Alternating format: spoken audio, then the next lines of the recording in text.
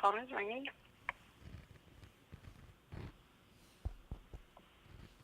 Caller picked up. Go ahead.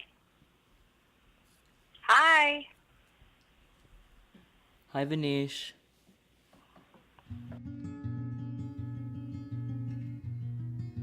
Communication is key. Obviously, if there is no communication, then how are you going to function? How are you going to survive? If you don't understand what anyone is saying and no one wants to understand or tries to understand what you're saying, that is a huge barrier. When she was born, she was a happy baby, very alert, had no idea that she was deaf until she was about 1.5. The reason how I realized or found out that she was deaf is because I took her to a specialist to see why she was having difficulties or delayed in walking. To my surprise, at that moment is when the doctor said to me, put her in your lap and have her face the wall opposite of me, and I'm going to call her name. And so when the doctor called her name and she didn't respond, in that moment, my heart dropped. And I was just in shock. In order to get her attention, I did a whole lot of this, waving, and I did a whole lot of stomping. Stomp, stomp, stomp. And I did a whole lot of jumping up out of my seat and running. Sometimes Vanishe would do something and I would try to discipline her and tell her. With the deaf child, it can be a little bit more challenging than a hearing child because all she needs to do is close her eyes if she didn't want to listen or hear what I had to say to her. So she would close her eyes and I would have to pick up her chin and she would put her head down and I would pick up her chin and grab her chin and then wait until she would open her eyes. And we played that game a lot. Some of the challenges that I experienced with Vanishe growing into a teenager is typical to a hearing child. The biggest difference is the language.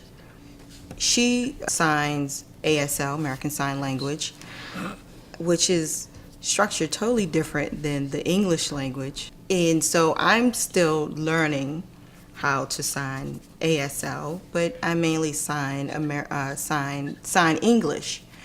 And some of the slang words that the teens use, I did not know. Like, you really can't open up a American Sign Language dictionary and learn some of the curse words and some of the slang.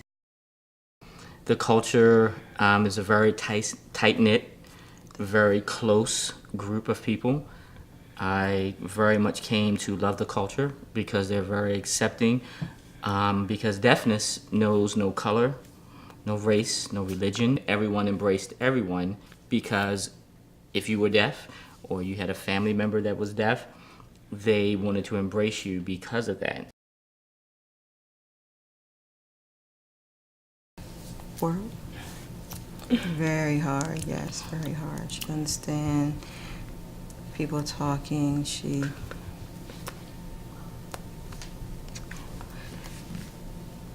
Trying to understand.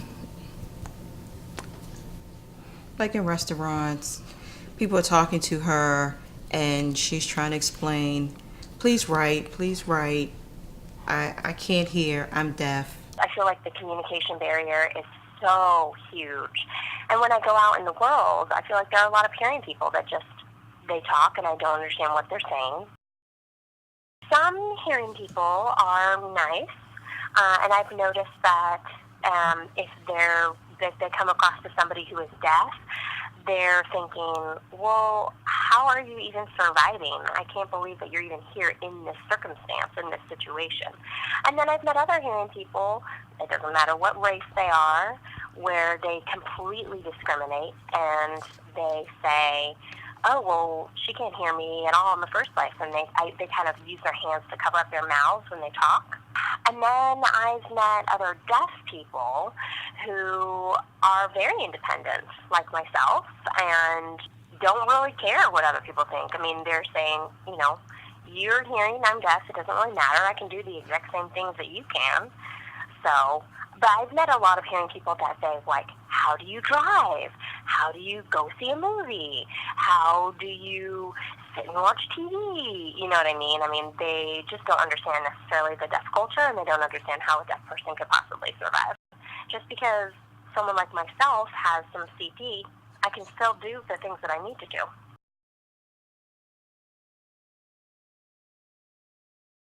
Deaf people and hearing people alike can be on the same page, that they can still do the same things, they can function in the same ways. Just because he's deaf doesn't mean that he has a full-on disability.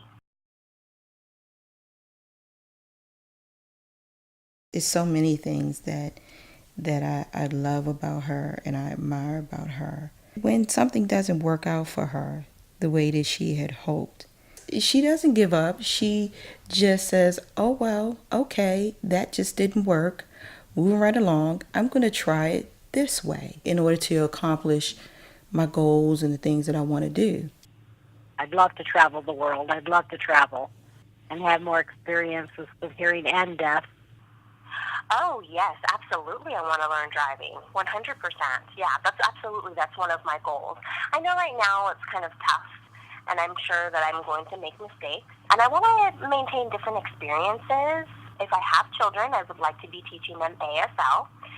I want to go to college and major in technical computers. So I'll talk to you later, okay? Love you. All right, bye. Okay, I'll talk to you later.